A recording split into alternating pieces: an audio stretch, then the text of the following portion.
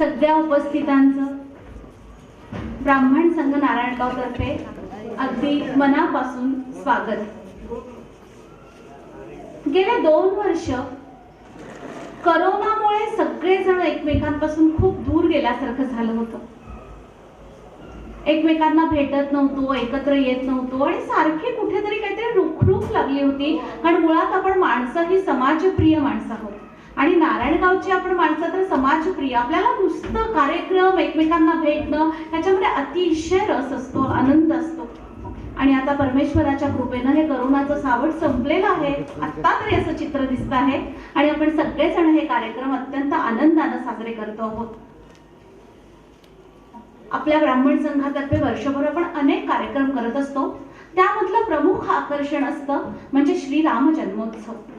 यावर्षी देखील दरवर्षीप्रमाणेच हा श्रीराम जन्मोत्सव अतिशय उत्साहानं पार पाडतो आहे। त्याची सुरुवात 2 आणि 3 तारखेला सगळ्यांनी पाहिलंच। मूर्तींच्या ज्या प्राणप्रतिष्ठापना आपण केली त्याच्यामध्ये अतिशय सुंदर असे धार्मिक कार्यक्रम, अतिशय सुंदर असं मिरवणूक सोहळा मूर्तींचा झाला आणि एक वेगळंच असं धार्मिक वातावरण सगळीकडे निर्माण झालं। आणि आता असेच पुढचा जो व्याख्यानमालेचा कार्यक्रम आहे तो सुद्धा असाच अतिशय सुंदर निश्चितच तुमच्या सगळ्यांच्या सहयोगानं पार पडणार आहे। मला भगिनींसाठी सांगायचं आहे की भजनं सुद्धा सुरू केलेली आहेत। रोज संध्याकाळी 5 ते 6 आपल्या गावातील ज्या विविध भजनी मंडळ आहेत महिलांची, त्या इथे येऊन रामाच्या चरणी आपली सेवा अर्पण करत आहेत। तेव्हा आपण पण सगळ्यांनी इथे उपस्थित राहणं खूप महत्त्वाचं आहे। आज आपल्या या श्रीराम व्याख्यानमालेचं पहिलं पुष्प प्रभू रामरायाच्या चरणी अर्पण करण्यासाठी आपल्याला अतिशय महान असं व्यक्तिमत्व लाभलेलं आहे। अतिशय प्रसिद्ध व्यक्तित्व वक्ते म्हणजे माननीय श्री सुजितजी भोगले आज इथे व्यासपीठावर। लक्षात घ्या, आपण हे जे सगळे कार्यक्रम करतो त्याच्यासाठी आपल्याला मानसिक, शारीरिक आणि आर्थिक भांडवल जे महत्त्वाचं आहे, जे खूप लागतं, त्याच्या जोरावरच आपण हे सगळे कार्यक्रम करत असतो। श्रीराम पतसंस्था ही अशीच एक पतसंस्था आहे की जी नेहमी जे जे चांगलं आणि सुंदर आहे त्याला सदैव पाठिंबा आणि त्यांचा सतत असा वरदहस्त असतो। आजच्या या कार्यक्रमाचं प्रायोजकत्व सुद्धा श्रीराम पतसंस्थेनं स्वीकारलेलं आहे। त्याचे व्हाईस चेअरमन माननीय श्रीवत्स साहेब हे सुद्धा आजच्या कार्यक्रमाला आवर्जून उपस्थित राहिलेले आहेत। त्यांचं देखील सगळ्यांच्या वतीनं हार्दिक स्वागत।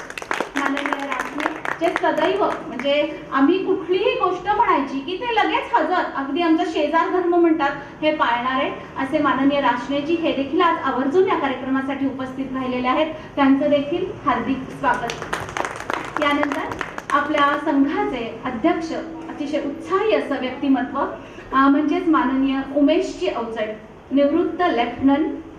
आम्हालाही आवडतं म्हणायला, कारण त्यांच्यातलं ते राष्ट्रीयत्व, देशभक्ती आणि ते सगळं जे काही आहे त्याचं ठाई ठाई जाणवत असतं।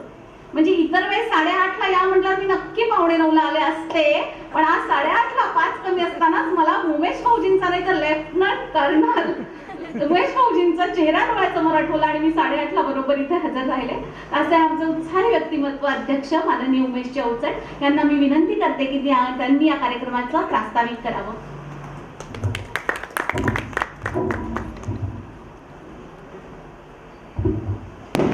कार्यक्रमाचे अध्यक्ष आणि श्रीराम पतसंस्थेचे व्हाईस चेअरमन श्री शिवत साहेब, तसेच संचालक श्री ज्ञानेश्वर रासने आणि आजचे सन्माननीय प्रमुख वक्ते श्री सुजितजी भोगले, तसेच माझ्यासमोर बसलेले रसिक, श्रोते आणि वरिष्ठ या सर्वांचं मी इथे स्वागत करतो।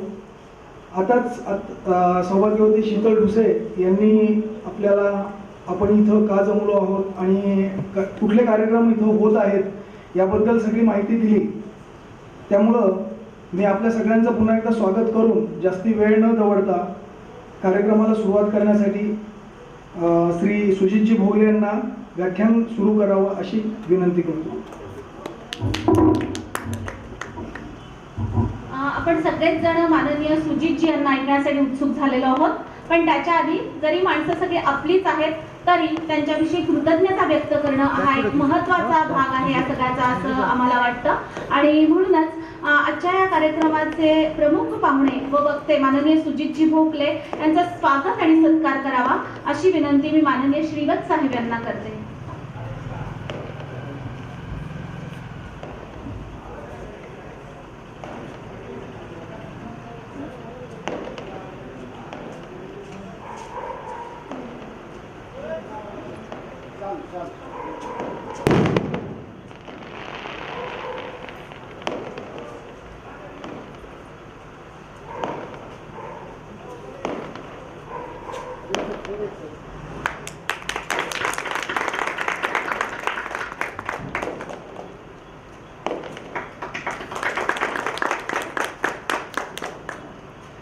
आजच्या या कार्यक्रमाचे प्रायोजक श्रीराम पतसंस्थेचे उपाध्यक्ष माननीय श्रीवत्स साहेब यांचा सत्कार करावा अशी मी माननीय सुजितजी भोगले यांना विनंती करते.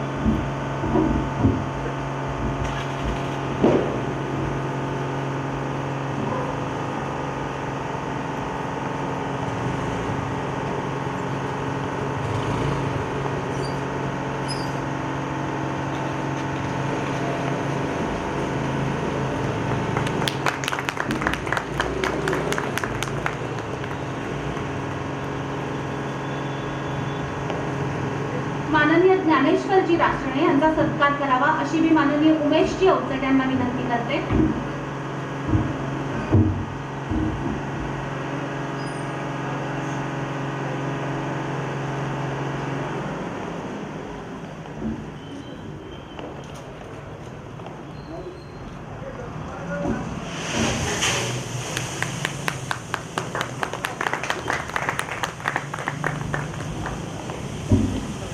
यानंतर प्रमुख पाहुण्यांची आज आपल्याला ते वक्ते लाभलेले आहेत माननीय सुजितजी भोगले यांची ओळख करून द्यावी अशी विनंती मी माननीय आशुतोषजी जोगळेकर यांना करते.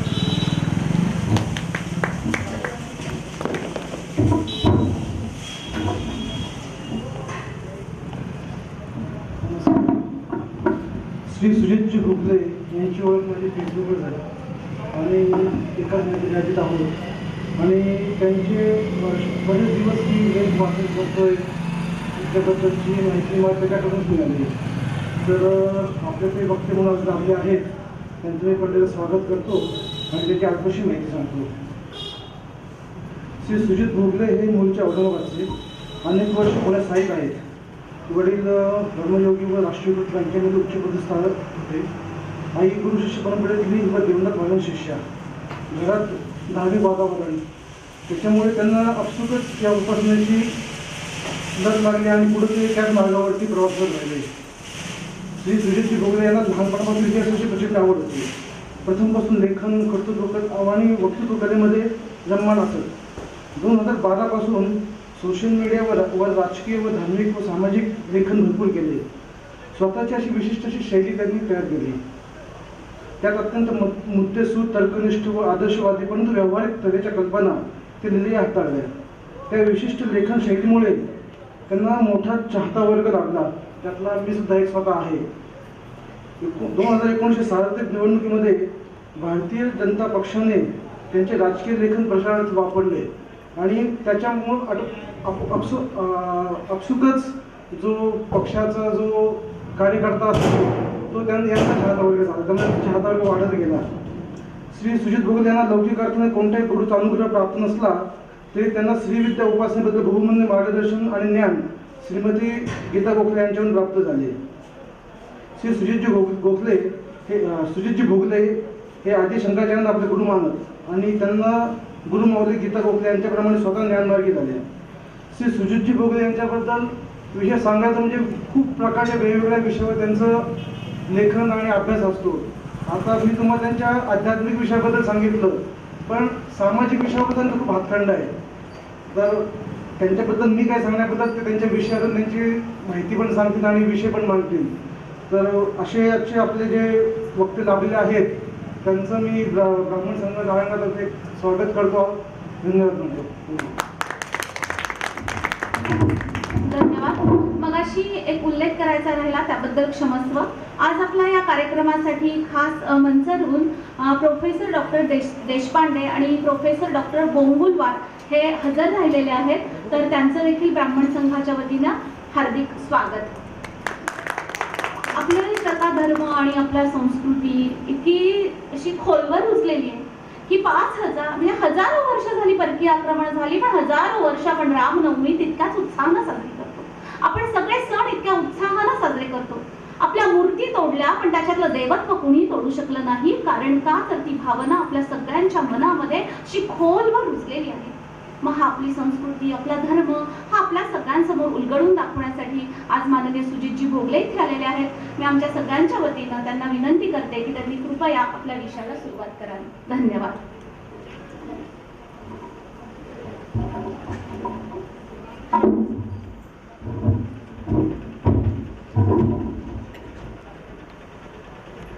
जय श्रीराम. जय श्रीराम. थोडासा उशीर झालेला आहे, पण ठीक आहे, आपण सुरू करूया. विषय थोडासा प्रदीर्घ आहे आणि वादग्रस्त सुद्धा, त्यामुळे ऐकायला सगळ्यांना इंटरेस्ट येणार आहे. आजच्या आपल्या व्याख्यानाचा विषय आहे वर्णाश्रम. वर्णाश्रम ही संकल्पना आपल्याकडे गेली 60-70 वर्ष किंवा कदाचित आपण म्हणू शकतो गेली 200 वर्ष ब्रिटिशांनी आणि कम्युनिस्टांनी सिस्टमॅटिकली अत्यंत नकारात्मक पद्धतीने आपल्या पुढे मांडलेली आहे.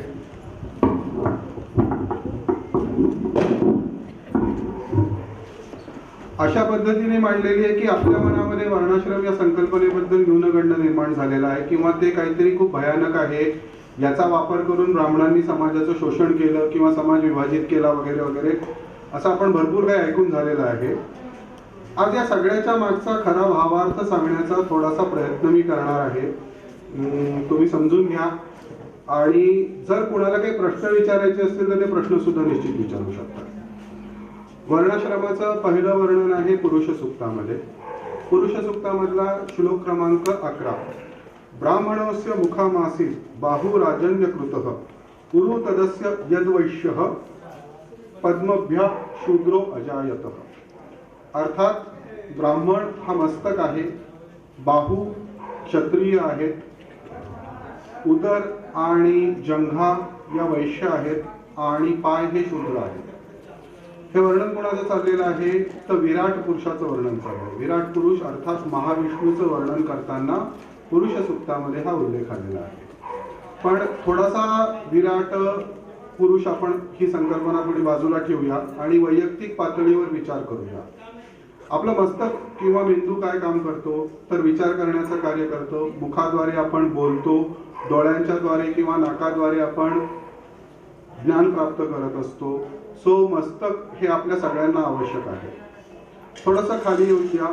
कुठलीही कृती करण्यासाठी आपल्याला हातांचा वापर करावा लागतो. हातांचा जर आपण वापर केला नाही तर आपल्याला कार्य करणं कठीण होऊ शकतं. अर्थात आपल्याला हात सुद्धा आवश्यक आहे. अजून थोडंसं खाली येऊया. आपल्या देहाचं भरण पोषण होण्यासाठी, देह कार्यरत राहण्यासाठी आपण अन्न भक्षण करणं आवश्यक आहे आणि आपली वंशवेल अव्याहत राहावी यासाठी आपल्याला इंद्रियांची सुद्धा आवश्यकता आहे, अर्थात जंगेची सुद्धा आपल्याला आवश्यकता आहे. चौथा टप्पा आहे पाय. पायाच्या शिवाय कुठलाही व्यक्ती कुठेही जाऊ शकत नाही. थोडक्यात आपल्या देहाच्या पातळीवर जर आपण आपल्या देहाचे हे 4 भाग केले तर यापैकी कोणताही एक भाग बाजूला करून आपण जगू शकत नाही. जर आपण कोणताही देहाचा एक भाग बाजूला करून जगू शकत नसलो तर विराट पुरुष असलेला महाविष्णू कसा काय जगू शकेल, किंवा या विराट पुरुषाला आपण राष्ट्रपुरुष किंवा समाजपुरुष म्हणून ओळखायचं असेल तर समाजपुरुष या पातळीवर सुद्धा आपल्याला या 4ही वर्णांची आवश्यकता आहे. अर्थात वर्ण ही संकल्पना एकाच प्रकारच्या व्यक्तींचं केलेलं वर्गीकरण किंवा प्रतवारी या पद्धतीने सुद्धा आपण समजून घेऊ शकतो. वर्णाश्रमाचा दुसरा उल्लेख येतो भगवद्गीतेमध्ये. श्रीकृष्ण अर्जुनाला सांगतायत, चातुर्वर्ण्य मया सृष्टम गुणकर्म विभागशः तस्य कर्तारमापि मा विद्वत् कर्तारमव्ययम्. अर्थात चातुर्वर्ण्य रूपी सृष्टी मीच निर्माण केलेली आहे. तिची विभागणी मी गुण आणि कर्म या 2 प्रकारांनी केलेली आहे. गुण या संकल्पनेला आपण वृत्ती म्हणून समजून घेऊ शकतो. कर्म या संकल्पनेला आपण व्यवसाय म्हणून समजून घेऊ शकतो. सगळ्यात पहिल्यांदा आपण कर्म या संकल्पनेचा विचार करूया. इथे सगळेजण उद्योग किंवा उद्योगाशी संबंधित असलेल्या गोष्टींची प्राथमिक माहिती असणारे असतील असं गृहीत धरून मी एक थोडासा विचार मांडतोय की कुठलाही कारखाना असेल तर त्या कारखान्यामधला वर्णाश्रमाच्या दृष्टीने शूद्र वर्ग कोणता आहे, तर जो प्रत्यक्ष काम करणारा कामगार वर्ग आहे तो.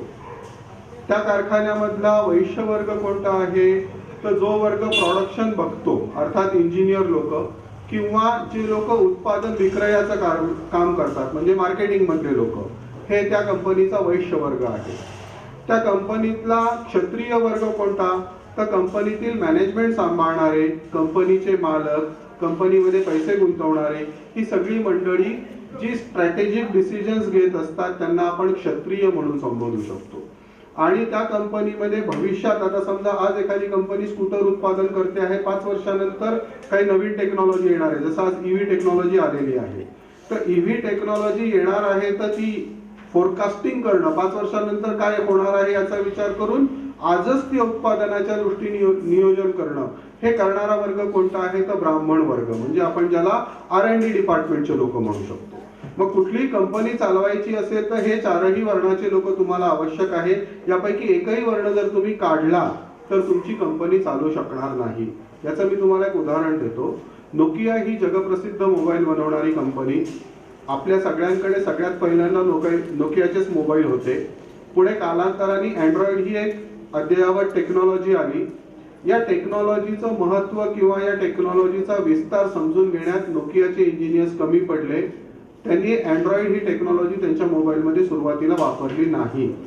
मग सॅमसंग आणि इतर सर्व कंपन्यांनी जेव्हा मार्केट काबीज केलं त्यानंतर नोकिया जागी झाली, परंतु तोपर्यंत उशीर होऊन गेला होता. सरते शेवटी ती कंपनी विकली गेली.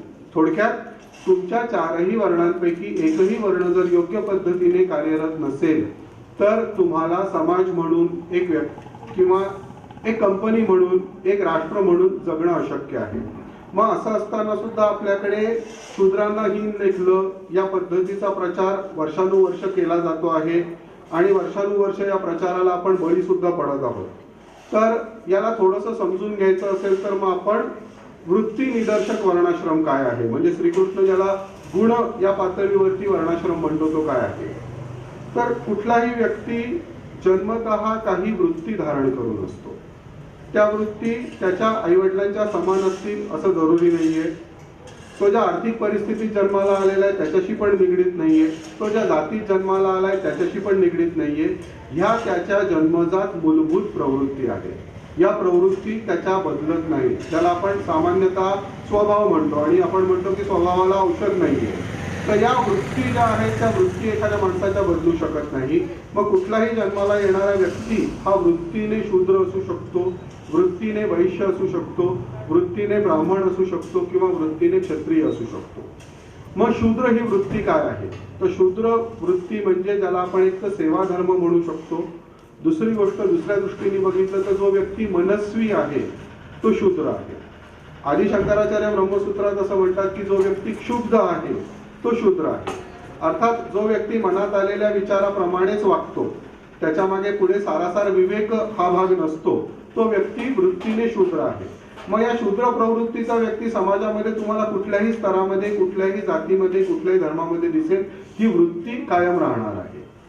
दुसरी वृत्ती आहे वैश्य वृत्ती. वैश्य वृत्तीमध्ये तुम्हाला एक गोष्टीचे 100 करण्याची आस असते. मग वैश्य वृत्तीचं सगळ्यात उत्तम उदाहरण म्हणजे शेतकरी, ज्याला नेहमी 1 पोतं धान्य पेरून त्याच्यातून 10 पोतं 20 पोतं मिळावं ही आस आहे. मग ही आस असलेला प्रत्येक व्यक्ती हा वैश्य आहे. मग इंडस्ट्रीच्या पातळीवर जर आपण बघितलं तर आज माझ्या 10 गाड्या रोल आउट होत असतील असेंब्ली लाईनवर, तर तो उद्या 12 व्हाव्या 15 व्हाव्या ही त्या इंजिनियरची जी आस असते त्यासाठी जो तो अभ्यास करत असतो तो वैश्य वृत्तीचा आहे, म्हणून त्याच्या तसा अभ्यास चालू आहे. एखादा व्यापारी आहे तर व्यापाऱ्याला एखाद्या ठिकाणून उत्पादन स्वस्तात आणणे आणि चांगला नफा मिळवून विकणे ही आस असते. ही आस म्हणजे त्याची वैश्य वृत्ती आहे. मग वैश्य वृत्तीचा व्यक्ती सुद्धा कुठल्याही जाती धर्माचा असू शकतो. तिसरी वृत्ती आहे क्षत्रिय वृत्ती. क्षात्र वृत्तीला आपण खूप वेगळ्या पद्धतीने बघतो, परंतु क्षत्रिय ही सर्वात श्रेष्ठ वृत्ती आहे. कारण कुणावरही अन्याय होत असेल तर पहिल्यांदा त्याच्या विरुद्ध उभा क्षत्रिय राहतो. अन्याय होणाऱ्या व्यक्तीच्या रक्षणार्थ स्वतःचा जीव द्यायला क्षत्रिय तयार असतो. एखाद्या व्यक्तीने एखाद्या त्याच्या पापकृत्याबद्दल जर क्षमा मागितली तर त्याला उदारपणाने क्षमा करण्याचं सामर्थ्य सुद्धा क्षत्रियामध्ये असतं. म्हणून क्षत्रिय वृत्तीचा व्यक्ती राजा होऊ शकतो, क्षत्रिय वृत्तीचा व्यक्ती देव होऊ शकतो. आपले बहुसंख्य देव हे क्षत्रिय आहेत. मग कितीही पापी दुरात्मा जरी राक्षस असेल तरी त्यांनी जर तपस्या केली तर त्याला वरदान देण्याचं कार्य देव त्याच्यामुळे करतात, कारण त्यांची वृत्ती क्षत्रिय आहे. क्षमा करण्याचं ज्याच्यामध्ये सामर्थ्य आहे तोच दंड देऊ शकतो. ज्याच्यात दंड देण्याचं सामर्थ्य आहे त्याला क्षमा करायला सुद्धा शिकायलाच पाहिजे. आपल्या संस्कृतीमधला हा सगळ्यात महत्वाचा भाग आहे. चौथा वृत्तीच्या दृष्टीने जर आपण विचार केला तर ती आहे ब्राह्मण वृत्ती. ब्राह्मण वृत्तीचा व्यक्ती हा सर्वभूती परमेश्वर मानतो. तो संसाराच्या प्रती निरीच्छ असतो आणि त्याला ज्ञान किंवा अन्य कोणत्याही रूपाने ईश्वराला जाणून घेण्याची आस असते. मग अशा पद्धतीचा व्यक्ती जो असतो त्याच्यामध्ये करुणाभाव असतो आणि तो सामान्यतः प्रापंचिक लाभ किंवा क्रोध ह्याच्या थोडासा पलीकडे पोचलेला असतो. मग आपल्याला समाजातील सर्व जातींमध्ये, सर्व धर्मांमध्ये दिसणारे जे संत पुरुष आहेत, वारकरी संप्रदायातले आपले संत आहेत, त्यांची जात काहीही जरी असली तरी ते वृत्तीने ब्राह्मण होते आणि म्हणून ते समाजाच्या हिताचा विचार करू शकले, समाजाला त्या समाजाच्या उन्नतीसाठी ते ज्ञान प्रदान करू शकले. सो हा वृत्तीनुसार वर्णाश्रम आहे. ही झाली चांगली बाजू. आता आपण थोडीशी वाईट बाजू बघूया. वृत्तीनुसार जो शूद्र आहे तो क्षुब्ध आहे. मग तो स्वतःचा हित आहे किंवा अहित आहे याचा विचारही न करता निर्णय घेऊ शकतो. मनस्वी वृत्तीचा व्यक्ती प्रेमात पडेल, प्रेमात ज्याच्या पडतो आहे ती व्यक्ती त्या लायकीची आहे का नाही याचा सुद्धा विचार करणार नाही आणि मी प्रेमात पडलेलो आहे म्हणून स्वतःच्या आयुष्याचं मातेरं करून घेईल. ही व्यक्ती वृत्तीने शूद्र आहे. तिने मनाच्या आहारी जो निर्णय घेतलेला आहे त्याला कुठल्याही प्रकारे तिने तर्काची किंवा विवेकाची जोड दिलेली नाही. त्याचप्रमाणे वैश्यवृत्तीचा व्यक्ती असेल तर तो अत्यंत स्वस्तामध्ये माल आणायचा प्रयत्न करेल. मग ज्याच्याकडून घेणार आहे त्याचं शोषण करेल, विकताना महागात महाग विकण्याचा प्रयत्न करेल, म्हणजे ग्राहकाचं सुद्धा शोषण करायचा प्रयत्न करेल. किंवा जिथे थोडीशी मालाची उपलब्धता नाहीये, कुठे टंचाई असेल तर टंचाईमध्ये जास्त पैसे कमावण्याचा प्रयत्न करेल. हे वैश्यवृत्तीचं वाईट उदाहरण झालं. क्षात्रवृत्तीचं वाईट उदाहरण म्हणजे समोरच्यावरती अन्याय किंवा अत्याचार करणे. मग हिटलर सारखे जे क्रूरकर्मा लोक आहेत ते क्षात्रवृत्तीतलं वाईट उदाहरण आहे. ब्राह्मण वृत्तीतलं वाईट उदाहरण काय असू शकतं तर ब्राह्मण वृत्तीतलं वाईट उदाहरण हे व्यक्तिगत पातळीवर न राहता ब्राह्मण व्यक्तीने केलेली चूक, तिची किंमत संपूर्ण समाजाला चुकवावी लागते. या निमित्त मी तुम्हाला एक थोडंसं ब्राह्मणातल्या वाईट वृत्तीचं एक उदाहरण सांगतो. आता सध्या तुम्हाला सगळ्यांना सिरियामध्ये चालू असलेला संघर्ष माहिती आहे. त्याच्यानंतर तुर्कस्ताननी सिरियन मुस्लिमांना दिलेला पॅसेज माहिती आहे. त्यानंतर ते सगळे सिरियन मुस्लिम युरोपमध्ये घुसल्याचं सुद्धा तुम्हाला कल्पना आहे. आणि त्यानंतर आता युरोपमध्ये ज्या दंगली पेटलेल्या त्याची सुद्धा आपल्या सगळ्यांना कल्पना आहे. हे असं का घडतं तर राज्यकर्ता जो असतो तो क्षत्रिय वृत्तीचा असतो. त्या क्षत्रिय वृत्तीमध्ये एक अहंभाव असतो. माझं स्वतःचं अस्तित्व टिकलं पाहिजे, माझ्या राष्ट्राचं अस्तित्व टिकलं पाहिजे, माझ्या धर्माचं अस्तित्व टिकलं पाहिजे. हा भाव इतर 3 वर्णांमध्ये नाहीये, हा भाव फक्त क्षात्र वर्णामध्ये असतो. मग जो राज्यकर्ता असतो तो क्षात्र वर्णाचा जर असेल तर तो स्वतःचा विचार न करता राष्ट्राचा किंवा धर्माचा विचार करतो. युरोपामध्ये दुर्दैवाने आता तसे शासक उपलब्ध नाहीयेत आणि म्हणून युरोपमध्ये आता दंगली पेटलेल्या आहेत. मग बेल्जियम थोडंसं जागं झालं, बेल्जियमने सिरियन मुस्लिम्स बाहेर काढले. नंतर फ्रान्स जागं झालं, फ्रान्सने सिरियन मुस्लिम्स बाहेर काढले. दुर्दैवाने आपल्याकडे 1947 पासून 2014 पर्यंत सुद्धा एका वेगळ्या अर्थाने बघितलं तर वैश्य किंवा ब्राह्मण वृत्तीचे शासक होते आणि म्हणूनच आपल्या देशाला प्रॉब्लेम्स येत होते. क्षात्र वृत्तीचे लोक आत्ता सत्तेत यायला लागलेले आहेत आणि त्याची चांगली फळं आपण सगळेच जण चाकतो आहोत.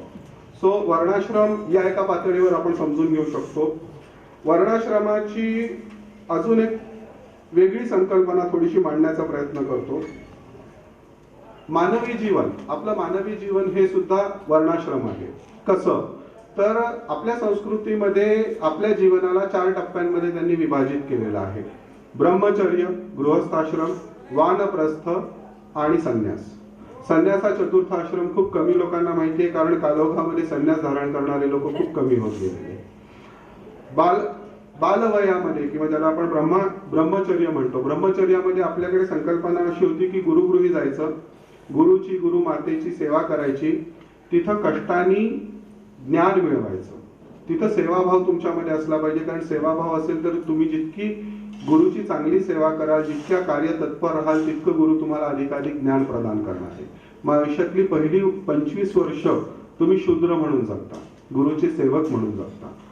पुढचे 25 वर्ष तुम्ही गृहस्थाश्रम धारण केलेला आहे. त्या काळामध्ये तुम्ही स्वतःचं, स्वतःच्या कुटुंबाचं आणि समाजाचं पोषण करता, म्हणून तुम्ही वृत्तीने वैश्य आहात, तुम्ही पोषणाचं कार्य करत आहात.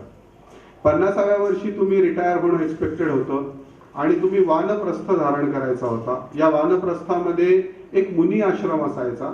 मुनी आश्रमामध्ये तुम्ही एखाद्या गुरुकुलामध्ये जाऊन तुम्ही 25 वर्षाच्या गृहस्थाश्रमात जो काय अनुभव मिळवला असेल, जे काय ज्ञान मिळवलं असेल, ते नवीन येणाऱ्या शिष्यांना प्रदान करायचं, जेणेकरून त्या शिष्यांना अनुभव योग्य पद्धतीने प्राप्त होऊ शकेल. वानप्रस्थाश्रम हा तुमच्या दृष्टीने क्षत्रिय आश्रम झाला. इथं तुम्ही मॅनेजमेंटचं काम करताय, इथं तुम्ही ज्ञान प्रदान करण्याचं काम करताय. म्हणजे जी गोष्ट तुम्ही 25 वर्षात व्यवस्थित शिकला आहात, एखादा राजा असेल तर तो राज्य करायला शिकलाय, प्रधान असेल तर तो राज्य कसं चालवायचं हे शिकलेलं आहे, हे सगळं ज्ञान तो गुरुकुलातील भविष्यातल्या राजांना, भविष्यातल्या प्रधानांना प्रदान करायचं. त्यानंतरचा आहे संन्यास आश्रम. उरलेले 25 वर्ष ईश्वराचं नाव घेत ईश्वराशी तादात्म्य पावण्याचा प्रयास करायचा. हा तुमचा ब्राह्मण हा आश्रम झाला. सो वर्णाश्रम तुम्ही व्यक्तिगत पातळीवर बघू शकता. व्यक्तिगत पातळीवर आपण अजून थोडस आतमध्ये डोकावायचं म्हणलं तर आमच्या श्रीविद्येमध्ये देहाचे स्थूल, सूक्ष्म आणि सूक्ष्माति सूक्ष्म असे 3 भाग पाडले जातात. तर त्याच्यातला जो सूक्ष्म भाग असतो तो सूक्ष्म म्हणजे आपलं अंतःकरण चतुष्टय, ज्याच्यामध्ये मन, बुद्धी, अहंकार आणि चित्त या 4 गोष्टी येतात. आपलं मन जे असतं हे नेहमी दोलायमान स्थितीत असतं. आपण मनाने नेहमी संकल्पात्मक आणि विकल्पात्मक विचार करतो. मनात कुठलाही विचार आला तर तो एकाच वेळेला आपल्या मनामध्ये चांगल्या पद्धतीने उमटू शकतो, वाईट पद्धतीने उमटू शकतो. आता या टप्प्यावरती जर तुम्ही मनस्वी असाल तर तुम्ही मोहीतून चांगलं किंवा वाईट याचा विचार न करता निर्णय घेऊन मोकळे व्हाल. एखादी सुंदर मुलगी दिसली, लगेच प्रेमात पडला, पण ती कशी आहे, काय आहे, ती मला सुटेबल आहे का नाही, ती मला झेपेल का नाही, हा विचार नाहीये. मनात आलं, प्रेमात पडला, ती पण हो म्हणाली, लग्न केल्यानंतर मग लक्षात येतं की आपल्याकडनं चूक झालेली आहे. सो हा झाला मनस्वी विचार करणारा व्यक्ती. या मनस्वी विचार करणाऱ्या लोकांमध्ये आपण कलाकारांना सुद्धा समाविष्ट करू शकतो. कारण कलेची साधना करण्यासाठी लागणारा मनस्वीपणा हा कलाकारांकडे असतो. की मला तबला आवडतो, मग तबल्यासाठी मी माझं उर्वरित जीवन द्यायला तयार आहे. मला एखादी मुलगी आवडली, तिच्या बरोबरच मला जीवन घालवायचंय, नाही तर मग मी लग्नच करणार नाही. हा मनस्वी विचार करणारा व्यक्ती शूद्र असतो. तर तुम्ही तुमच्या अंतःकरणात डोकावून बघा की मन या पातळीवरती मी फक्त मनाच्या पातळीवर विचार करत असेल तर मी शूद्र आहे. याचा पुढचा टप्पा आहे बुद्धी. बुद्धी ही विवेक दर्शवते. बुद्धी ही तुम्हाला नफा नुकसान जाणीव करून देते. काय योग्य काय अयोग्य याचा विवेक तुमच्या मनामध्ये बुद्धी निर्माण करते. मग जेव्हा तुम्ही बुद्धीने निर्णय घेता तेव्हा मनाला आवडलेली एखादी गोष्ट नाकारण्याचं धाडस सुद्धा तुम्ही दाखवू शकता. म्हणून बुद्धी ही वैश्य आहे. इथे ती फक्त नफ्याचा विचार करणार आहे आणि जी गोष्ट माझ्या वैयक्तिक लाभाची आहे तीच मी स्वीकारणार आहे हे तुम्हाला बुद्धी सांगते. तिसरा टप्पा आहे क्षत्रिय अहंभाव. हा अहंभाव चांगल्या दृष्टीने विचार केला तर तो तुमच्या अस्तित्वाचा विचार करून तुम्ही घेत असलेला निर्णय असा असतो. म्हणजे एखादी सुंदर मुलगी आपल्याला आवडली आहे, ती सर्वार्थाने माझ्यासाठी योग्य आहे असं माझी बुद्धी पण मला सांगते आहे, पण तिचा भाऊ बॉडी बिल्डर आहे आणि तो मला कधी मारू शकतो. सो या टप्प्यावर गेल्यानंतर कदाचित आपण मागे सरकू शकतो. हा अहंकार झाला. मग आपण क्षत्रिय आहोत, आपण क्षात्रभावाने विचार करतो आहोत. जी गोष्ट आपल्याला कदाचित आपल्या अस्तित्वाला धोका निर्माण करू शकते त्या टप्प्यावर आपण मागे सरकत आहोत. चौथा टप्पा आहे चित्त. चित्त ही संकल्पना खूप सघन आहे. तिला थोडंसं सोपं करून सांगायचा प्रयत्न करतो. वैयक्तिक पातळीवरती आपली असलेली चेतना किंवा एखाद्या व्यक्तीने जीवात्मा म्हणून त्याची असलेली जी चेतना आहे ती चित्त आहे. मग चित्तामध्ये तुम्ही मागच्या पूर्वजन्मातील केलेल्या चांगल्या कर्मांचा किंवा चांगल्या विचारांचा संचय चित्त या पातळीवर असतो. मग एखाद्या गोष्टीचा जेव्हा विचार तुम्ही चित्त या पातळीपर्यंत जाऊन करता त्यावेळेला तुमच्याकडून चूकच संभवत नाही. मग देशासाठी बलिदान करणारे क्रांतिकारक, शिवाजी महाराजांच्या बरोबर बलिदान केलेले हजारो मावळे, या सगळ्यांना चित्त या पातळीवरती हिंदवी स्वराज्य ही संकल्पना पटली होती, पचली होती, अंतर्मनामध्ये रुजली होती. आणि त्यामुळे आमच्या हातून आम्ही काहीतरी लोकोत्तर कार्य करतो आहोत. आम्ही आमच्या जीवनाला एक वेगळा अर्थ प्रदान करण्याचा प्रयत्न करतो आहोत. माझा जन्म हे काम केल्यामुळे धन्य होणार आहे, ही भावना जेव्हा तुमच्या मनामध्ये निर्माण होते, ती भावना चित्त या पातळीवर निर्माण होते. मग देशासाठी सीमेवर लढणारा सैनिक, महाराजांसाठी बलिदान करणारा मावळा, हा प्रत्येक व्यक्ती चित्त या पातळीवर चैतन्यमय होऊन घेत असलेला निर्णय असतो आणि म्हणून तो ब्राह्मण असतो, तो परिपूर्ण असतो. सो अंतःकरण चतुष्ट या पातळीवरती आपला वर्णाश्रम किंवा आपली देहाची अंतर्गत निर्णय यंत्रणा या पद्धतीने काम करते. त्यामुळे वर्णाश्रमापासून आपण कुणीही मुक्त नाही आहोत. वर्णाश्रम ही संकल्पना परिपूर्ण आहे. तुम्ही कुठल्याही अंगाने तिला जाणून घ्यायचा प्रयत्न केला तरी सुद्धा ती तुम्हाला योग्य आहे किंवा चपखल आहे हे लक्षात येईल. आता याच्या पुढची एक अजून तुम्हाला वर्णाश्रमाची थोडी विराट संकल्पना सांगतो. आपल्याकडे काल आणि युग याच्याबद्दल आपण सगळेच जण बोलतो. आपल्याला 4 युग आहे ते सगळ्यांना माहिती आहे. कलियुग, द्वापारयुग, त्रेतायुग, सतयुग. याचा सिक्वेन्स उलटा आहे. पहिल्यांदा सतयुग आहे, त्यानंतर त्रेता, त्यानंतर द्वापार, त्यानंतर कलियुग.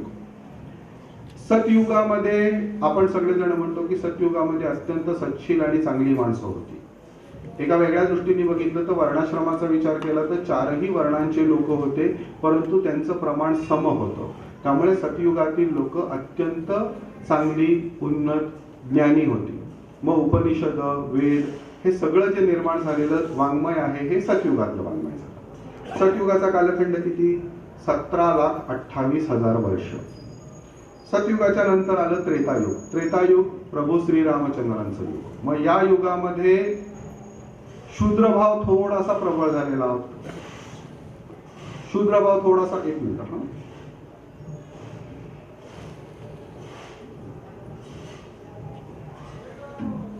त्रेतायुगामध्ये ब्राह्मण भाव थोडासा कमी व्हायला सुरुवात झालेली होती. लोकांमध्ये भौतिकता वाढायला लागलेली होती. शूद्र, क्षत्रिय आणि वैश्य ह्या तिन्ही वर्णांची मात्र समानता होती. त्यामुळे त्रेतायुगामध्ये मंथरेसारखे लोक तुम्हाला दिसतील, कैकेयी सारखे लोक दिसतील, परंतु ओव्हरऑल समाजाचा बॅलन्स होता. म्हणजे रावण सुद्धा सीतेला पळवून नेत असला तरी तो नीतिमत्तेने वागणारा होता. कुठलाही व्यक्ती कुठल्याही प्रकारे दुसऱ्यावर अन्याय होणार नाही या दृष्टीने विचार करणारा होता. त्रेतायुगाचा कालखंड 12,96,000 वर्ष. त्यानंतर आलं द्वापारयुग. द्वापारयुग म्हणजे श्रीकृष्णाचा कालखंड, जेव्हा महाभारत युद्ध झालं. मग या युद्धामध्ये ब्राह्मण वृत्ती कमी झालेली होती, शास्त्र वृत्ती सुद्धा कमी झालेली होती, वैश्य आणि शूद्र वृत्ती प्रबळ व्हायला लागल्या होत्या. त्यामुळे क्षत्रिय असले तरी पाठीत खंजीर खुपसणे, एकमेकांना फसवणे या पद्धतीच्या गोष्टी व्हायला सुरुवात झालेली होती. सो तो झाला द्वापार युगाचा कालखंड. द्वापार युगाचा कालखंड आहे 8,64,000 वर्ष. त्यानंतर सुरू झालंय आजचं कलियुग. कलियुगामध्ये ब्राह्मण, क्षत्रिय, वैश्य हे तिन्ही वर्ण अत्यल्प प्रमाणात आहेत आणि शूद्र वर्ण खूप वाढलेला आहे. मग शूद्र वर्ण मोठ्या प्रमाणात वाढल्यामुळे एकंदर आपल्याला समाजाचं वर्तन अनितिमान किंवा चुकीच्या पद्धतीने वागणारे, हा असं वागणं आपल्याला अपेक्षित नव्हतं पण समोरचा व्यक्ती आपल्याला फसवतो हे दिसतं. हे सगळे जो आहे बऱ्याचदा आपल्या मुखातून बोलताना निघतं सुद्धा की हा कलियुगाचा प्रभाव आहे. तर कलियुगाचा प्रभाव म्हणजे हा युगच शूद्र युग असल्यामुळे या युगामधील लोक अशा पद्धतीने अनितीनेच वागत जाणार आहेत. हा कलियुगाचा प्रभाव आहे, हे आपण समजून घेऊ शकतो. आपल्याकडे जसं व्यक्तीचा विचार केला गेला दैहिक पातळीवर किंवा सूक्ष्म पातळीवर, तसा कर्म पातळीवर सुद्धा विचार केला गेलेला. कर्म आपण पुरुषार्थ या स्वरूपामध्ये मांडतो. 4 प्रकारचे पुरुषार्थ आहेत: धर्म, अर्थ, काम आणि मोक्ष. मग हे 4 पुरुषार्थ धारण करणारा व्यक्ती हा श्रेष्ठ व्यक्ती मानला गेलेला आहे. मग आपली जी वृत्ती असेल त्या वृत्तीनुसार जर आपण पुरुषार्थ धारण केला तर त्यातूनही आपण आपली आत्म्याची उन्नती साधू शकतो. त्याचं एक उदाहरण सांगतो. धर्माचं पालन शूद्रांनी करावं असं शास्त्र सांगतं. आता शूद्र म्हणजे कोण? ज्याच्यामध्ये सेवा वृत्ती आहे असा व्यक्ती. सेवावृत्तीचं सर्वात उत्कृष्ट उदाहरण कोणतं असू शकतं तर हनुमंत.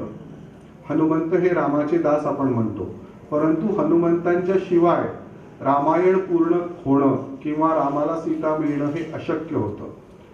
सो सेवावृत्तीमध्ये सुद्धा जर तुम्ही धर्मपालन करायला लागलात तर तुमच्या हातून लोकोत्तर कार्य घडू शकतं. पुढील आहे अर्थ. अर्थ म्हणजे वैश्यवृत्तीसाठी अर्थार्जन करा, पण अर्थार्जन करताना त्याला दानाची जोड द्या, किंवा तुम्ही कुणालाही लुटणे किंवा लुबाडणे या प्रवृत्तीच्या आहारी जाऊ नका. हे अर्थ हा पुरुषार्थ साधायला तुम्हाला सांगतो. काम हा पुरुषार्थ क्षत्रियत्वाच्या जोडीला किंवा अहंभावाच्या जोडीला येणारा एक दुर्गुण म्हणजे अहंकार आहे. मग अति अहंकारी असलेला दुर्योधन असेल किंवा रावण असेल, त्यांचा संहार झालेला आपण बघतो. तर हा अहंभाव तुम्हाला नियंत्रणात ठेवता आला तर तुम्हाला हा पुरुषार्थ साधता येतो. मग काम ही भावना जी आहे ती अहंभावाची निदर्शक आहे. दुर्योधन सत्तेच्या लोभाने गेला, रावण काममोहाने गेला, तर म्हणून काम या पुरुषार्थावर जर तुम्ही नियंत्रण मिळवलं तर तुम्हाला क्षत्रिय हा पुरुषार्थ साधू शकतो. चौथा पुरुषार्थ आहे मोक्ष. मोक्ष प्राप्तीसाठी आपण आपलं जीवन व्यतीत करणं, अप्रमादी जगणं म्हणजे मोक्ष प्राप्ती. अप्रमादी जगला तर तुम्ही मोक्षाच्या दिशेने जाल. अप्रमादी जगणं म्हणजे काय? आपल्याकडून कमीत कमी कुणाचंही नुकसान व्हावं या दृष्टिकोनातून जगणं. मग ही ब्राह्मण वृत्ती झाली. मग ब्राह्मण वृत्तीच्या व्यक्तीने कोणत्या गुणांना स्वीकारलं पाहिजे तर 4 गुण आहेत. पहिला गुण वर्तमानात राहा, या क्षणामध्ये जगा, भूतकाळाचा त्रास करून घेऊ नका, भविष्याची चिंता करू नका. दुसरा गुण आहे सतत सकारात्मक राहा, सकारात्मकतेने विचार करा, कारण त्यामुळे तुमच्या मनावर कुठलंही फालतू ओझं येत नाही. तिसरा विचार आहे निरपेक्षपणे प्रेम करा. समोरच्यावरती निरपेक्षपणे प्रेम करा, त्याच्याकडनं फळाची कामना करू नका. आणि चौथा गुण आहे करुणामयी भाव. एखादी आई आपल्या मुलाच्या बद्दल जसा करुणाभाव बाळगेल तसा आपल्या आयुष्यात आपल्या संपर्कात येणाऱ्या प्रत्येक व्यक्तीबद्दल जर तुम्ही करुणाभाव बाळगला तर तुमचा मोक्ष हा पुरुषार्थ यशस्वी होऊ शकतो. आता हे कसं साधायचं याच्यासाठी व्यासांनी खूप सोप्या शब्दात सांगितलेलं आहे. जन्मना जायते शूद्रहा संस्कारात भवेत द्विज. अर्थात तुम्ही सगळेच जण किंवा आपण सगळेच जण जन्मतः शूद्रच आहोत. आपण आपल्यावर जे संस्कार घडवूत त्या संस्कारातून आपण द्विज अर्थात ब्राह्मणत्वाला पोचणार आहोत. आणि हे सत्य आहे की जन्मतः आपण सगळेच जण शूद्र या पातळीवरच असतो. आपण जे ज्ञान मिळवतो, आपल्यावर आपले आईवडील किंवा समाज जो संस्कार करतो आणि त्यातील जो सकारात्मक भाग घेऊन आपण जीवन व्यतीत करतो, त्यातून आपण अंतिमतः ब्राह्मणत्वाला प्राप्त होतो. वर्णाश्रमाबद्दल मी अल्प शब्दात जे सांगायचं ते सांगून झालंय. कुणाला काही प्रश्न असतील तर आपण विचारू शकता.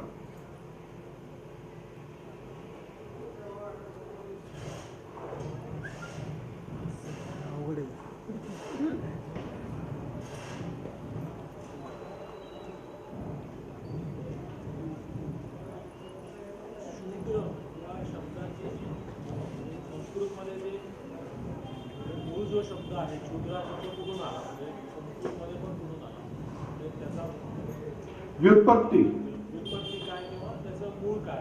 नाही, शूद्र या शब्दाची व्युत्पत्ती मला खरंच ज्ञात नाहीये. पण आपल्याकडे वर्गीकरण म्हणजे शूद्र या संकल्पनेला किंवा एकंदर वर्णाश्रम या संकल्पनेमध्ये शूद्र हाच शब्द दरवेळेला आलेला आहे, क्षुद्र असा आलेला नाहीये. परंतु आपल्याकडे तो प्रचलित करताना क्षुद्र असा केला गेलेला आहे.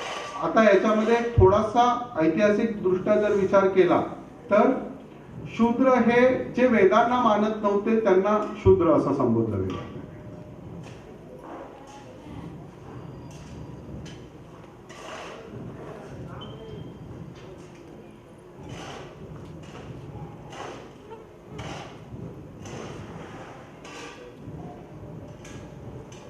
एक प्रश्न आहे. आता सध्या आपण पाहतो जातीमध्ये जी विभागणी केली जाते, ब्राह्मण म्हणा, क्षत्रिय म्हणा किंवा व्यावसायिक म्हणा किंवा ते कितपत योग्य आहे, ती बदल झाली पाहिजे, त्यावरती काय करता येईल? नाही, आता थोडासा एक मुद्दा माझ्याकडनं बोलताना सुटला होता, तो पण मग इथं मी मांडून घेतो. आपण जर समजा जाती व्यवस्थेमध्ये घुसायचं ठरवलं की जातीनिहाय शूद्र जर आपण बघायचं ठरवलं तर ब्राह्मणांमध्ये सुद्धा ब्राह्मण क्षत्रिय, ब्राह्मण वैश्य आणि ब्राह्मण शूद्र असे आहेत. हे कोणते?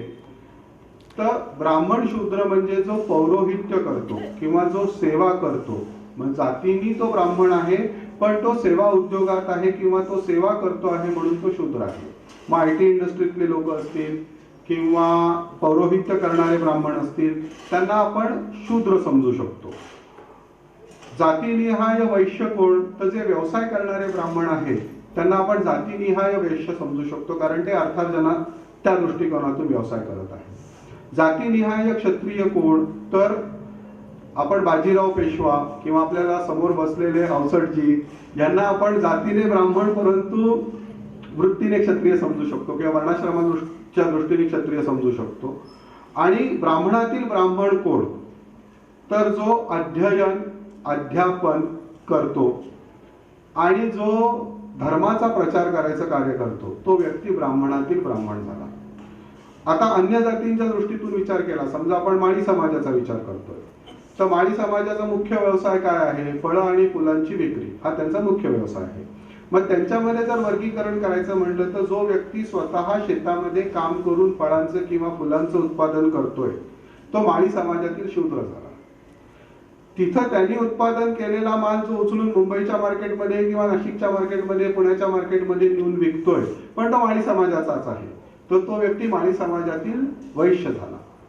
जो माळी समाजातील तरुणांना एखाद्या व्यवस्थापकीय कौशल्यातून काही चांगलं निर्माण करायला शिकवतो आहे तो त्यांच्या समाजातील क्षत्रिय झाला. आणि जो माळी समाजाला त्यांच्या जातीनिहाय जे ज्ञान मिळणं आवश्यक आहे ते ज्ञान प्रदान करायचं काम करतोय तो व्यक्ती त्यांच्यातला ब्राह्मण झाला. मग फुलांची लागवड कशी करायची, फळांची लागवड कशी करायची या संदर्भातलं जे पारंपरिक ज्ञान आहे किंवा आजच्या काळातलं सुद्धा जे ज्ञान आहे, फ्लोरिकल्चर किंवा हार्टिकल्चर करून एखादा मुलगा जर त्या समाजाला शिकवत असेल तर तो त्या समाजातला ब्राह्मण झाला. म्हणजे जाती व्यवस्थेमध्ये सुद्धा ही वर्णाश्रमाची उतरंड आहे आणि ती उतरंड आपण समजून घेतली पाहिजे.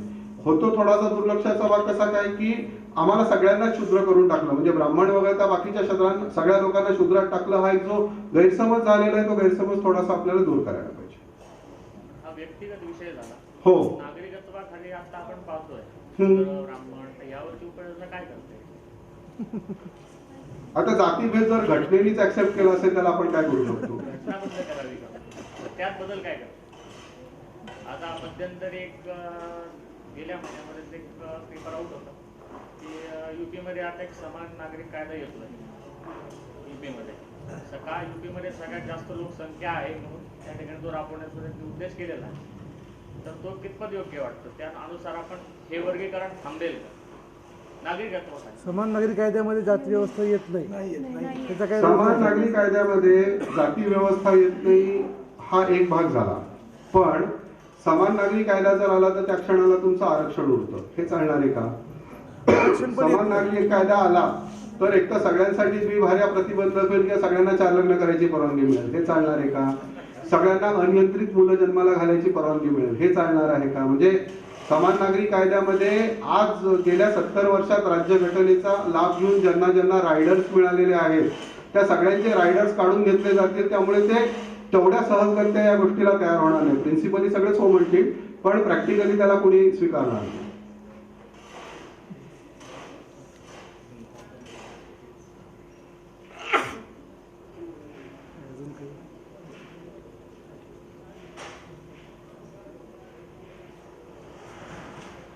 पण ते आता व्याख्यान दिलं त्याचा परिणाम असा आला की आम्ही सगळे बहुतेकीचे ब्राह्मण नक्की आम्ही कोण? ब्राह्मणत्वाची एक व्याख्या मी मनुस्मृतीनुसार तुम्हाला सांगतो. म्हणजे प्राचीन काळामध्ये आपल्याकडे असं पद्धत होती की ब्राह्मणांमध्ये 4 कॅटेगरायझेशन होते त्यावेळेला सुद्धा, म्हणजे वर्णाश्रम त्यांच्यामध्ये होता. जे वेदशास्त्र संपन्न वेदांचं अध्ययन आणि अध्यापन करणारे ब्राह्मण, ज्यांच्या घरामध्ये 1 दिवसापासून 30 दिवसांपर्यंतचा शिधा असेल ते फक्त ब्राह्मणांमधले ब्राह्मण. ठीक आहे. मग राजगुरू किंवा राजाचा प्रधान ही सगळी मंडळी किंवा राजाच्या दरबारी असलेले अमात्यजन हे जे ब्राह्मण असतील हे क्षत्रिय ब्राह्मण. जे शेती करायचे, जमीनदारी करायचे किंवा महसूल जमा करायचं कार्य करायचे ही सगळी मंडळी वैश्य ब्राह्मण. आणि जो पौरोहित्य करणारा ब्राह्मण असायचा तो ब्राह्मण हा शूद्र ब्राह्मण. हा झाला म्हणजे जाती आणि याच्या दृष्टीने. वैयक्तिक पातळीवर आपण कोण आहेत ते तुम्ही अंतःकरण चतुष्टय तपासून ठरवू शकता.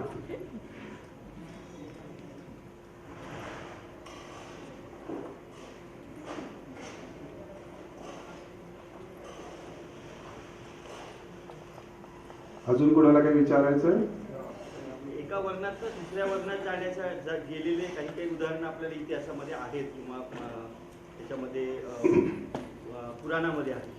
तर ते कितपत फ्रिक्वेंटली होतं किंवा किती साधं होतं? अगदीच काही सॅम्पल फक्त अवेलेबल आहेत आपल्याला माहिती आहे? नाही, एका वर्णातून दुसऱ्या वर्णात गेलेलं एखादं उदाहरण सांगा ना तुम्ही. विश्वामित्र क्षत्रिय ब्राह्मण.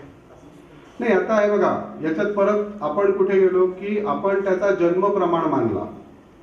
विश्वामित्राचा आपण जन्म प्रमाण मानला म्हणून आपण तो म्हणतो ब्राह्मणत्वाकडे गेला. म्हणजे तो जन्मतः क्षत्रिय होता, वृत्तीने ब्राह्मण झाला असं आपण मानतो. किंवा परशुरामाला आपण अर्धा ब्राह्मण अर्धा क्षत्रिय असं संबोधतो, बरोबर आहे. पण इथं तुम्ही जन्मप्रधानता स्वीकारली आणि ऍक्च्युअली आपल्याकडची जाती व्यवस्था जी निर्माण झालेली आहे ती जन्मप्रधानता स्वीकारल्यामुळे झालेली आहे. आता या निमित्ताने मला थोडासा एक वेगळा मुद्दा मांडायचा आहे की उपनयन आपल्याकडे जे व्हायचं, तर उपनयनाला आता तर आपण इव्हेंट करून टाकले ब्राह्मणांनी, मिनी मुंज म्हणतो आपण उपनयनाला. पण उपनयनचा ऍक्च्युअल अर्थ असा होतो की डोळ्यांच्या जवळ जाणे. डोळ्यांच्या जवळ काय आहे? आज्ञाचक्र. आज्ञाचक्राचा स्वामी कोण आहे? शिव किंवा आदिगुरु. ठीक आहे. मग एखादा मुलगा 8 वर्षाचा आहे, त्याची मुंज झाली, मुंज झाल्यानंतर त्याचा उपनयन संस्कार झाला आणि तो गुरुगृही गेला. गुरुगृही गेल्यानंतर पहिले 2 वर्ष त्याला फक्त संध्या, गायत्री मंत्र आणि गुरुकुलातील छोटी मोठी कामं करणं एवढंच करायला लावायचे. या 2 वर्षामध्ये गुरु त्याला क्लोजली ऑब्झर्व करायचा की एक व्यक्ती म्हणून याची वृत्ती काय आहे.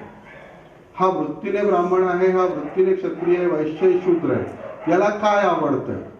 आणि मग त्याला जी गोष्ट आवडत असेल, जी गोष्टी करण्याकडे त्याचा कल असेल, त्या क्षेत्रातलं ज्ञान पुढे त्या मुलाला 10 वर्ष प्रदान केलं जायचं. म्हणजे वेदामध्ये त्या क्षेत्रातलं जे ज्ञान असेल तो वेद स्पेसिफिकली त्या मुलाला शिकवला जायचा, जेणेकरून भविष्यामध्ये तो त्या गोष्टीचं पालन करू शकेल.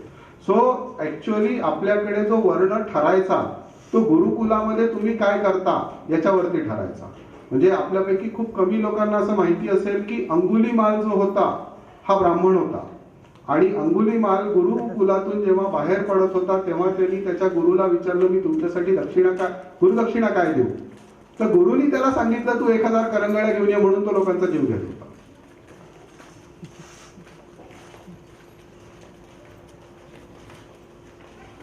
म्हणजे जन्मानी वर्णव्यवस्था नव्हती, जाती व्यवस्था जन्मानुसार होती. पण कुठल्याही जातीचा व्यक्ती असेल तरी तो वर्ण या पातळीवरती उन्नत होऊ शकेल ही त्याला क्षमता असायची. आता आपल्याकडे ती मुभा नाही. आता आपली जात हीच आपलं प्रमाण झालेली आहे.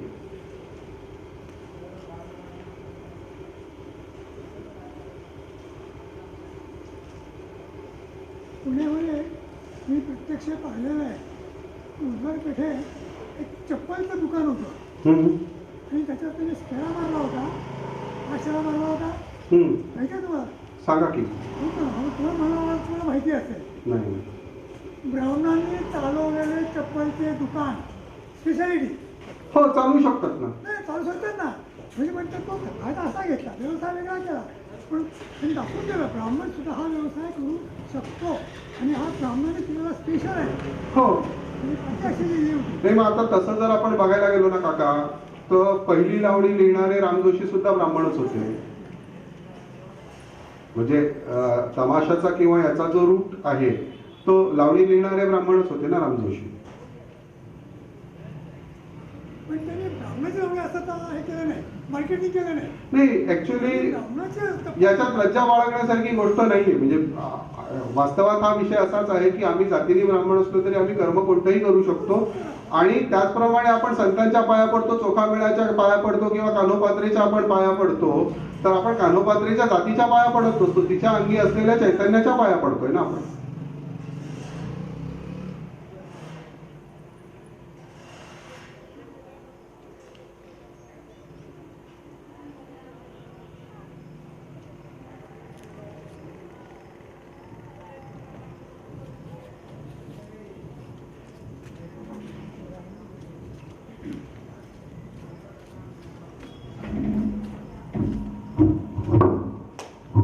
मुद्दा आपल्याला बोलायचा आहे. आशुतोष म्हणाला आहे म्हणून माझा एक ट्रस्ट आहे उद्गार नावाचा. उद्गार या ट्रस्टतर्फे आपण हिंदू धर्म प्रचार प्रसाराचं कार्य करतो. आपल्याकडे वेद काळामध्ये सर्व जातीच्या सर्व वर्णांच्या लोकांना उपनयन संस्काराचा अधिकार होता. कालौघामध्ये तो कमी झाला. शंकराचार्यांच्या काळापर्यंत शूद्रांचा तो अधिकार गेला होता, अन्य 3 वर्णांना होता. पुढे कमी होत होत होत तो ब्राह्मणांपर्यंत उरला. आता ब्राह्मणांनी त्याला इव्हेंट करून ठेवलेला आहे. पण उपनयन हा जो संस्कार आहे किंवा त्यामागची जी कारणमीमांसा आहे, ती कारणमीमांसा जाणून घेऊन ज्यांना खरोखरीच प्राचीन पद्धतीने उपनयन करायचं असेल, मग तो कुठल्याही जातीचा स्त्री किंवा पुरुष असो आणि वय वर्ष 7 ते 15 असो, आम्ही त्यांचा उपनयन संस्कार आयोजित करणार आहोत. ज्यांना याच्यामध्ये रस असेल ते याच्यामध्ये नक्की पार्टिसिपेट करू शकतात. कारण उपनयन संस्कारातून खरं तर म्हणजे आपल्याकडे ज्ञान घेण्यासाठी गुरुकुलात जायचं, तर त्या ज्ञानाचा प्रारंभ हा आत्मउन्नतीसाठी असायचा. नंतरचे 10 वर्ष तुम्हाला लौकिक जगाचं अर्थात पोट भरण्याचं ज्ञान दिलं जायचं. पहिल्यांदा तुमच्या आत्मउन्नतीचा विचार असायचा आणि आत्मउन्नती व्हावी याच्यासाठी गायत्री मंत्र म्हणणं हे एक्सपेक्टेड असायचं. दुर्दैवाने काय झालेलं आहे की आपण संध्या गायत्री मंत्र याचा खरा अर्थ किंवा खरं मर्म समजून घेत नाही आणि आपण केवळ एक उपचार म्हणून किंवा कर्मकांड म्हणून ते करतोय. हे कुठंतरी थांबावं आणि खरा अर्थ लोकांना सांगता यावा, लोकांना आपल्याला शिकवता यावा, हा आमचा हेतू आहे.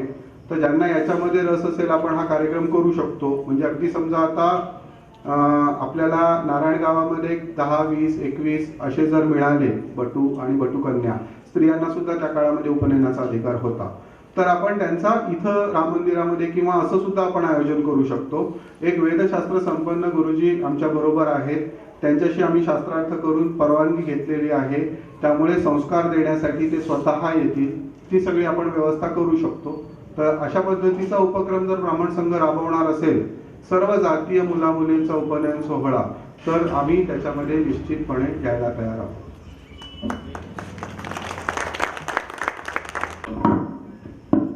अतिशय सुरेख असे विचार ऐकायला मिळाले. आपण नेहमी म्हणतो मनातून जी जात नाही ती जात, पण ही जाणं खूप महत्वाचं आहे. आपण सगळे हिंदू म्हणून जोवर जगत नाही, जोपर्यंत ही जात, हे जे 4 वर्ण, हे जे किती सुंदर त्यांनी सांगितलं आता सरांनी, की आपल्या कर्मानुसार आपली जात असते, आपल्या जन्मानुसार नाही. आणि खरंच हीच खरी संस्कृती आहे, हेच खरं आपल्या भारतीय संस्कृतीमध्ये सांगितलेलं आहे. आणि मध्ययुगीन काळामध्ये जो स्वार्थ घुसडला गेला आणि सगळा समाज यामुळे काय झाला तर प्रचंड ह्याच्यामध्ये भेदभाव निर्माण झाला. आणि याचाच जो गैरफायदा आहे हा परकीयांनी घेतला आणि त्यांनी आक्रमण केले आणि संपूर्ण हिंदू राष्ट्र हे वेगवेगळ्या तुकड्यांमध्ये विभागलं गेलं.